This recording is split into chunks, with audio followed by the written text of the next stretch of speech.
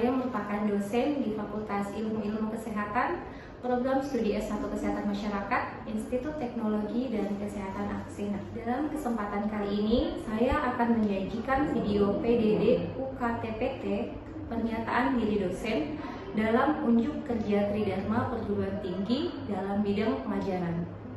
Spesialis saya adalah mengajar tentang kesehatan reproduksi. Adapun teknik pengajaran saya menggunakan metode DIA, Delivery, Interaction, dan Assessment. Salah satu mata kuliah yang saya ampuh di Prodi S1 Kesmas adalah mata kuliah dasar Kespro atau KIA dengan kode mata kuliah IA 605035. Metode pembelajaran yang saya gunakan adalah ceramah, diskusi, dan tanya jawab. Mata kuliah ini merupakan mata kuliah wajib yang menjadi prasyarat mahasiswa S1 Kesmas semester 3 dengan beban 2 SKS. Adapun deskripsi singkat mata kuliah ini secara garis besar menjelaskan dan membahas konsep kesehatan reproduksi, hak-hak reproduksi, organ reproduksi manusia, kesehatan reproduksi remaja, serta perubahan pada remaja, kesehatan wanita sepanjang siklus kehidupan, prinsip-prinsip pengelolaan program KIA, pelayanan antenatal care secara tepat, permasalahan wanita dalam dimensi sosial dan upaya mengatasinya, serta kesehatan reproduksi dalam perspektif gender, masalah gangguan pada kesehatan reproduksi dan penanggulangannya, dan indikator kesehatan wanita. Adapun capaian pembelajaran yang dibebankan pada mata kuliah dasar Kespro ini adalah yang pertama, mahasiswa mampu menjelaskan tentang konsep kesehatan reproduksi. Yang kedua, mahasiswa mampu menjelaskan tentang hak-hak reproduksi. Yang ketiga, mahasiswa mampu membedakan organ reproduksi manusia. Yang keempat, mahasiswa mampu menjelaskan tentang kesehatan reproduksi remaja serta perubahan yang terjadi pada remaja. Yang kelima, mahasiswa mampu menjelaskan tentang kesehatan wanita sepanjang siklus kehidupan. Yang keenam, mahasiswa mampu menjelaskan tentang prinsip-prinsip pengelolaan program KIA. Yang ketujuh, mahasiswa mampu menjelaskan tentang pelayanan antenatal care secara tepat. Yang kedelapan, mahasiswa mampu menjelaskan tentang permasalahan wanita dalam dimensi sosial dan upaya mengatasinya. Yang kesembilan, mahasiswa mampu menjelaskan tentang kesehatan reproduksi dalam perspektif gender. Yang kesepuluh, mahasiswa mampu menjelaskan tentang masalah gangguan pada kesehatan reproduksi dan penanggulangannya. Yang kesebelas, mahasiswa mampu menjelaskan tentang indikator kesehatan wanita. Selanjutnya, referensi yang saya gunakan itu terdiri dari dua, yaitu ada referensi utama dan referensi pendukung. Referensi utama yaitu dari buku kesehatan reproduksi yang ditulis oleh Marni tahun 2015. Kemudian untuk referensi pendukungnya ada book chapter dengan judul Dasar Ilmu Kesehatan Masyarakat yang ditulis oleh Mama Hid, Jayanti, dan kawan-kawan. Untuk referensi pendukung yang lain yaitu ada buku Epidemiologi Kesehatan Reproduksi yang ditulis oleh Amreni, Yanti, Ernawati, dan kawan-kawan. Pedoman Pelayanan Antenatal Terpadu yang dikeluarkan oleh Kementerian Kesehatan Republik Indonesia tahun 2020. Yang kelima, buku ajar tentang kesehatan reproduksi remaja dan lansia yang ditulis oleh Rahayu, Yuli Dasari, Rahman, dan kawan-kawan. Dan yang terakhir adalah Kesehatan Reproduksi dan Pelayanan Keluarga Berencana yang ditulis oleh Setiorini. Untuk penilaiannya sendiri itu terdiri dari beberapa komponen, yaitu kehadiran sebesar 10%, tugas 10%, UTS 30%, dan UAS 50%. Baik, dalam video ini saya mengajarkan materi kesehatan reproduksi remaja serta perubahan pada remaja. Diharapkan di akhir pembelajaran mahasiswa mampu yang pertama menjelaskan tentang definisi dan ruang lingkup kesehatan reproduksi remaja. Yang kedua, mahasiswa mampu menjelaskan tentang perubahan fisik dan hormonal pada masa pubertas. Yang ketiga, mahasiswa mampu menjelaskan tentang perubahan psikososial pada masa remaja. Yang keempat, mahasiswa mampu menjelaskan tentang isu-isu kesehatan reproduksi remaja. Dan yang terakhir adalah mahasiswa mampu menjelaskan tentang upaya upaya promotif dan preventif dari berbagai risiko kesehatan reproduksi. Baiklah, berikut adalah video pembelajaran dasar KESPRO KIA. Assalamualaikum warahmatullahi wabarakatuh dan selamat siang. Waalaikumsalam warahmatullahi wabarakatuh. Oke, baik. Jadi untuk hari ini kita kembali bertemu di pertemuan keempat untuk mata kuliah dasar KESPRO KIA. Jadi untuk pertemuan ini kita akan membahas terkait kesehatan reproduksi remaja dan perubahan pada remaja. Oke, jadi sebelum kita masuk ke topik pembahasan perkuliahan, alangkah baiknya kita berdoa dulu. Doa dimulai.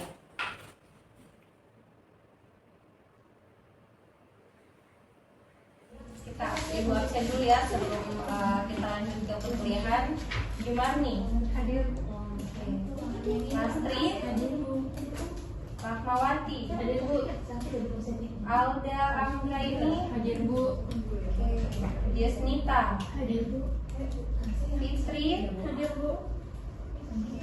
Saryanti Pratiwi. Kira Aprianti hadir Bu. Astri Jumastika hadir Bu. Tiara Renata izin Bu. Izin. Agnes Dwi Julianti hadir Bu.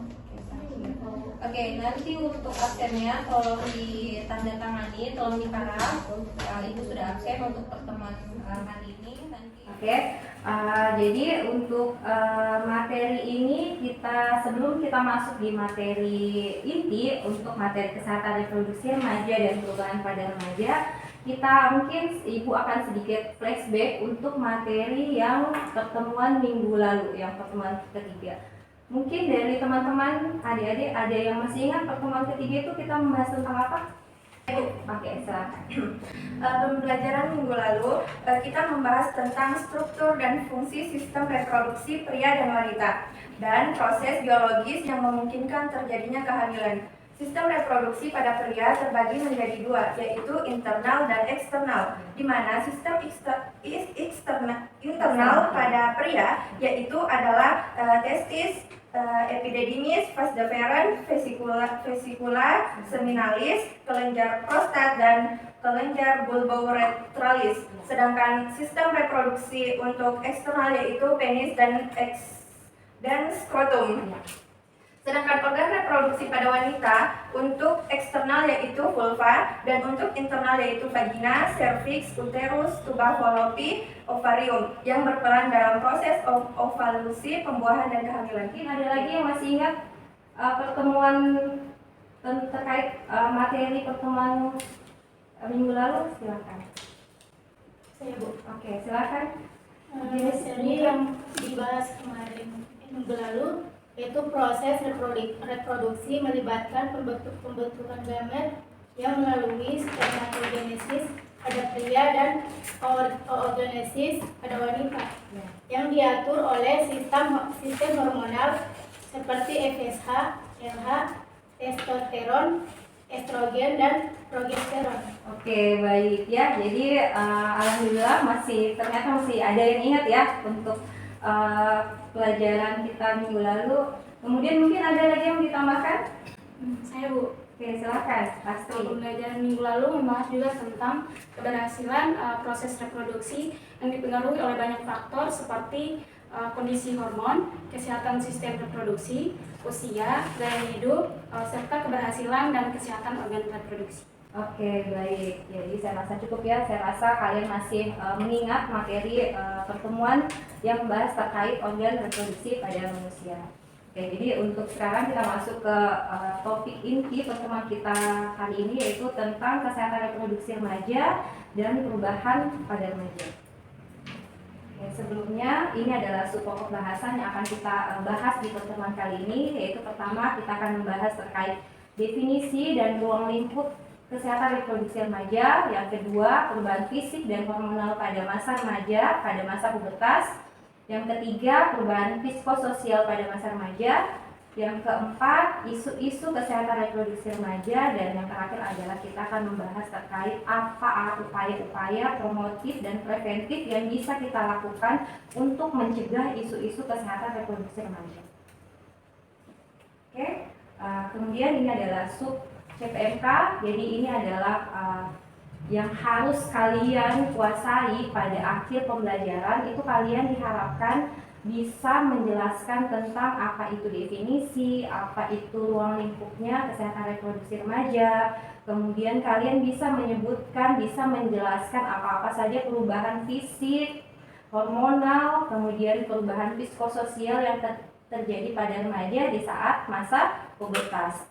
Nah, kemudian juga kalian mahasiswa itu mampu menjelaskan tentang isu-isu kesehatan reproduksi remaja yang sekarang lagi menjadi current isu di kalangan masyarakat. Nah, kemudian yang kelima, diharapkan mahasiswa mampu menjelaskan tentang upaya promotif dan preventif yang dapat dilakukan untuk mencegah isu-isu kesehatan reproduksi remaja.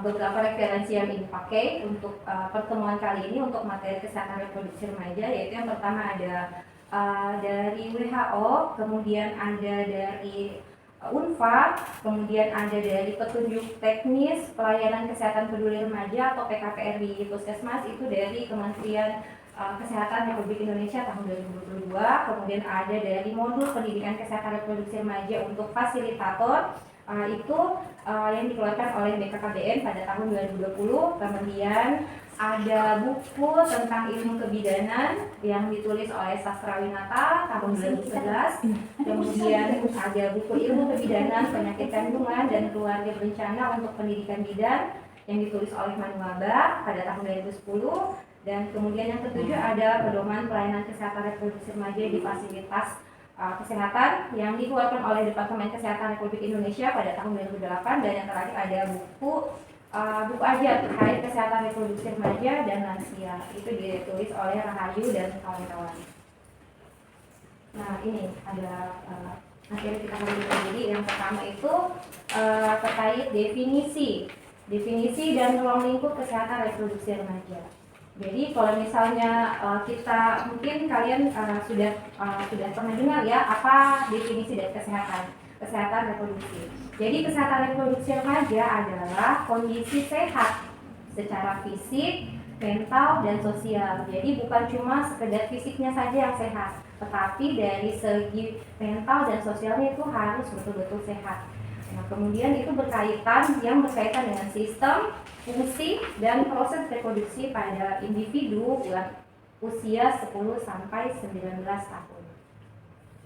Nah, ini adalah hak-hak yang harus didapatkan oleh remaja. Salah satunya adalah informasi, pendidikan, layanan aman, dan tidak diskriminatif.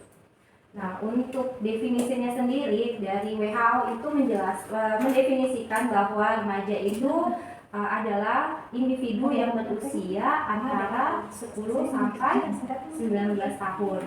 Kemudian dari WHO itu membagi menjadi 3 kategori. Ada remaja, ada pemuda, dengan anak muda. Jadi kalau misalnya remaja itu dia rentang usianya antara 10 sampai 19 tahun. Kemudian kalau pemuda 15 sampai 24 tahun. Kalau anak muda 10 sampai 24 tahun. Kalian di sini rata-rata usia berapa? 20 tahun. Berarti masih pemuda ya? Masih pemuda. Ada yang ditanyakan? Saya, Bu. Oke, silakan. Fitri ya? Ya, Bu. Oke, silakan Fitri. Apa yang ditanyakan? Bu, tadi sekilas saya membaca tentang hak remaja, yaitu salah satunya hak mendapat informasi. Untuk yang saya mau tanyakan di sini, mengapa penting bagi remaja untuk mendapatkan informasi dan pendidikan tentang kesehatan reproduksi sejak dini? Oke, bagus ya pertanyaannya tadi terkait kenapa remaja itu salah satu haknya adalah mendapatkan informasi. Nah, di sini akan terjawab karena di usia remaja itu mereka adalah kelompok usia yang rentan mengalami perubahan. Mereka berada di masa rentan karena terjadinya perubahan. Banyak terjadi perubahan di dalam dirinya mereka, baik itu perubahan fisik, kemudian perubahan hormonalnya, kemudian perubahan psikososialnya. Nah, itu yang menyebabkan karena banyak perubahan di dalam tubuhnya mereka dengan dirinya mereka, itu mengakibatkan mereka masih rentan untuk mengambil keputusan yang kritis. Makanya itu kenapa remaja harus diberikan informasi yang akurat terkait kesehatan reproduksi remaja. Makanya kenapa di masa remaja itu sangat penting remaja mendapatkan perhatian, mendapatkan informasi yang sifatnya lebih formal seperti itu ya. Bagaimana Fitri? Nah, kemudian remaja dipahami sebagai kelompok usia yang memiliki kebutuhan khusus ya. Jadi memang remaja itu diklasifikasikan sebagai kelompok yang mempunyai kebutuhan khusus dalam pelayanan kesehatan, terutama yang berkaitan dengan pertama, perkembangan pubertas dan kesehatan reproduksi. Kemudian yang kedua, kesehatan mental dan perilaku. Yang ketiga, gizi dan pola hidup sehat. Yang keempat, perlindungan dari kekerasan dan risiko sosial. Kemudian ada perubahan fisik dan hormonal pada masa pubertas. Jadi masa pubertas ini merupakan tanda awal dari kesiapan biologis seseorang untuk bereproduksi. Perubahan fisik yang terjadi selama pubertas itu dipicu oleh aktivitas hormon seks utama, yaitu testosteron pada laki-laki dan estrogen dan progesteron pada perempuan. Jadi just information untuk kalian, jadi di dalam tubuhnya kalian itu khusus perempuan itu terdapat hormon kalau perempuan itu namanya hormon progesteron sama estrogen. Jadi itu nanti itu yang mengatur kalian haid tiap bulan, kemudian kalian PMS tiap bulan, itu semua hormon itu yang mengatur. Jadi hormon-hormon itu diaktifkan oleh ada gonadotropin, relasi hormon dan hipotalamus, kemudian dirangsang kelenjar pituitari untuk melepaskan FSH dan FSH. Ini adalah perubahan fisik yang terjadi pada laki-laki dan perempuan. Jadi kalau untuk laki-laki terjadi pembesaran testis, penis, kemudian sudah mulai memproduksi sperma ditandai dengan mimpi basah. Nah, kemudian suaranya mulai ngebas, kemudian sudah mulai tumbuh otot-ototnya. Otomatis rambut di wajah dengan tubuh itu sudah mulai tumbuh. Kemudian untuk perempuan, perubahan-perubahan yang terjadi, saya rasa kalian sadari itu apa-apa perubahan yang terjadi pada diri kalian. Jadi yang pertama adalah mulai tumbuh payudara. Nah, kemudian menstruasi pertama, kemudian tumbuh rambut di sekitar kemaluan, ketiak, ya. Nah, kemudian panggulnya mulai lebar. Sudah mulai, tadinya kan mungkin anak-anak kayak tadi, lemak anak-anak masih ada, tapi pada saat menstruasi sudah mulai panggulnya terbentuk.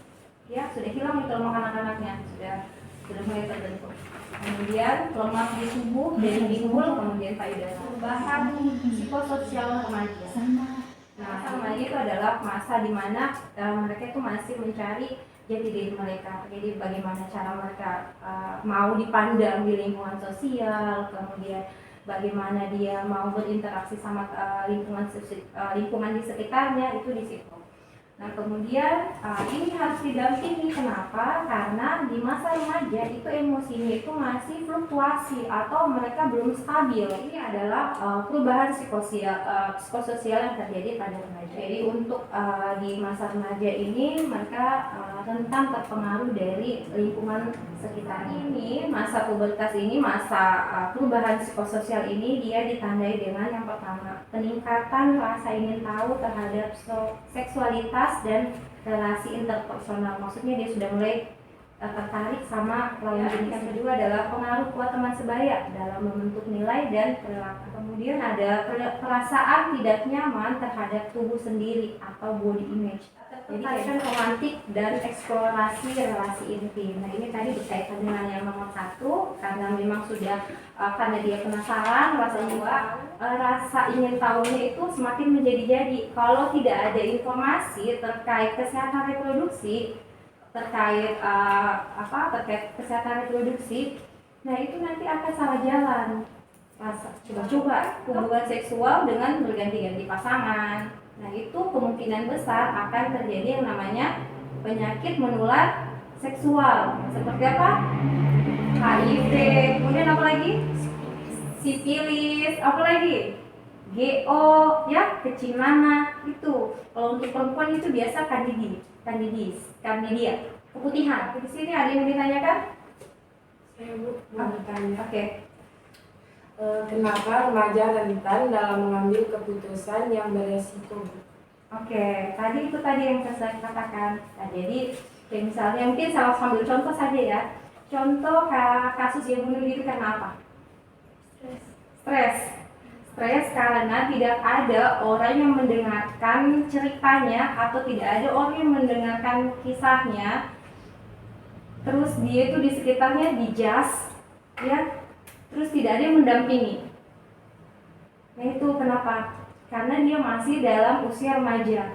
Kenapa? Dia ini emosinya belum stabil, masih fluktuatif ya. Karena emosinya mereka itu belum stabil dan kemudian tidak ada orang yang empati. Gitu.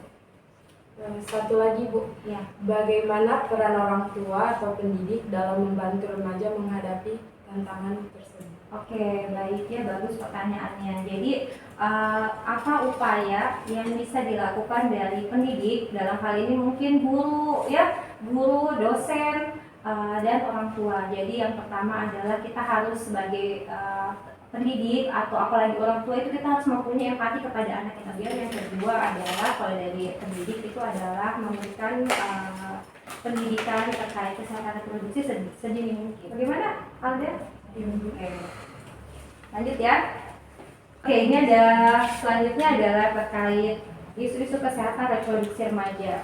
Jadi ini adalah isu-isu yang paling mungkin kalau misalnya kalian lihat ini bilang, oh iya Bu, ini adalah current isu terkini di kalangan remaja yang banyak kasusnya lah sekarang ya. Jadi yang pertama itu kehamilan remaja. Kenapa? Terjadi kehamilan remaja karena kurangnya akses terhadap pendidikan seksual yang komprehensif. Nah, sudah saya jelaskan. Yang kedua, hubungan seksual pranikah.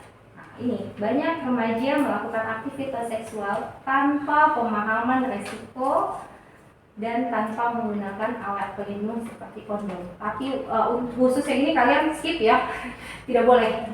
Yang intinya tidak boleh melakukan hubungan seksual yang belum halal, ya. Nah, kemudian yang ketiga, infeksi menular seksual atau IMS.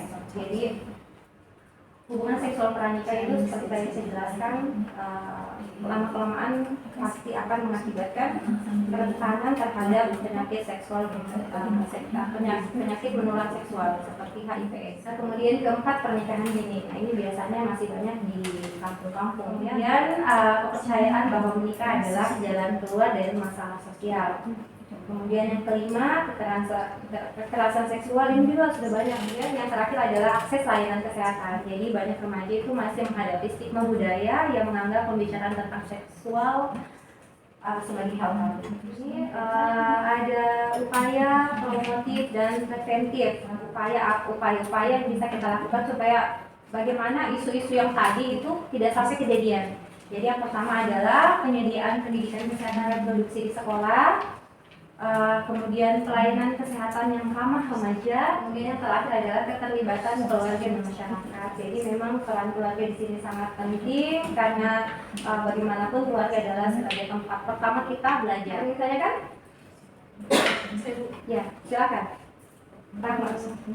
Apa saja upaya yang dapat dilakukan untuk melindungi remaja dari risiko kesehatan reproduksi? Upaya-upayanya? Ya, Bu. Oke, mungkin yang ini ya, upaya-upayanya itu yang tadi saya sudah jelaskan. Jadi mungkin saya ulangi sedikit. Jadi kalau misalnya upaya-upayanya itu ada yang promotif sama preventif. Jadi mungkin saya sekaligus merangkum untuk yang support bahasan upaya promotif dan preventif. Jadi upaya yang wajib kita lakukan adalah melakukan pendekatan kepada remajanya sebagai keluarga dulu ya, sebagai keluarga. Nah, kemudian karena saya sudah kasih kalian materinya, seharusnya pada saat nanti teman-teman kalian ada yang merasa mempunyai masalah, jangan dijudge, jangan didiskriminatif, tapi kita harus memposisikan diri kita, kemudian buat dia cerita, tetapi jangan sampai kita mendiskriminatif. Jadi cerita saja, kemudian nanti kalau misalnya memang dari temannya sudah tidak bisa ikut menyelesaikan masalah atau memberi masukan yang betul, bisa diarahkan untuk ke tempat, ke fasilitas yang tadi saya katakan, fasilitas yang memang sudah terjamin kerahasiaannya, kemudian pasti akan mendapatkan konseling seperti itu. Ya, jadi itu adalah edukasi yang paling penting sih sebenarnya upayanya, edukasi, apalagi terkait kalian. Untuk preventifnya adalah kita melakukan promosi kesehatan atau edukasi terkait kesehatan reproduksi pada remaja. Oke? Oke, ada lagi yang ditanyakan? Kalau tidak, mungkin kita ke tugas ya, tugas minggu depan. Jadi tugas untuk minggu depan adalah kalian buat kampanye edukasi terkait reproduksi remaja. Jadi sudah ada di situ apa-apa yang harus kalian lakukan. Jadi mahasiswa nanti kalian itu buat media edukasi, baik itu mungkin kalian buat leaflet, kalian buat video pendek. Nah itu temanya adalah mengenal tubuhku menjaga kesehatan. Jadi fokus kalian atau sasaran kalian di tugas ini adalah untuk remaja rentang usia 13 sampai 17 tahun. Kemudian soal kriterianya adalah topik perubahan pubertas, kebersihan. Ini kalian pilih ya topiknya, tentang perubahan pubertas, kebersihan organ reproduksi atau pencegahan resiko seksual. Kemudian sertakan, yang paling penting adalah menyertakan sumber referensi ilmiah. Oke, untuk materi ini ada yang bisa menyimpulkan? Oke, silakan Jumat. Dari materi tadi, saya dapat menarik kesimpulan bahwa masa remaja ditandai atau dapat dilihat dari perubahan fisik dan psikososial yang signifikan. Untuk melindungi remaja dari risiko kesehatan reproduksi diperlukan pendidikan yang komprehensif, layanan yang ramah remaja, serta dukungan dari keluarga dan masyarakat. Nah, pendekatan tersebut membantu remaja tumbuh secara sehat dan mampu membuat keputusan yang bertanggung jawab. Oke, baik. Jadi itu adalah kesimpulannya hari ini. Jadi kesimpulan hari ini adalah terkait untuk mencegah isu-isu kesehatan reproduksi yang tadi sudah kita bahas. Intinya adalah kita harus gencar melakukan edukasi atau promosi kesehatan terkait kesehatan reproduksi pada remaja serta perubahan-perubahan yang terjadi, karena itu penting ya. Penting bagi remaja mengetahui bahwa ternyata yang terjadi pada diri saya itu adalah wajar. Jadi itu yang paling penting diketahui oleh remaja, bahwa memang pada masa itu memang pasti akan terjadi perubahan-perubahan, baik itu perubahan fisik, hormonal, kemudian psikososial. Ya, jadi untuk hari ini saya cukupkan dulu materinya. Kemudian insya Allah nanti kita akan bertemu di minggu depan dengan materi selanjutnya, materi tentang siklus kehidupan wanita sepanjang kesehatan wanita sepanjang siklus kehidupan. Jadi dimulai dari dia konsepsi sampai dia lansia. Ya, saya ucapkan terima kasih. Wabillahi taufiq wal hidayah. Wassalamualaikum warahmatullahi wabarakatuh. Waalaikumsalam warahmatullahi wabarakatuh.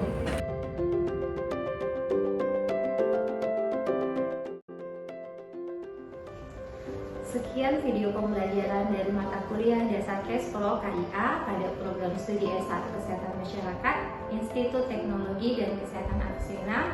Semoga bisa menjadi bahan pertimbangan baik dalam proses pengajuan sertifikasi dosen gelombang 1 2025. Terima kasih.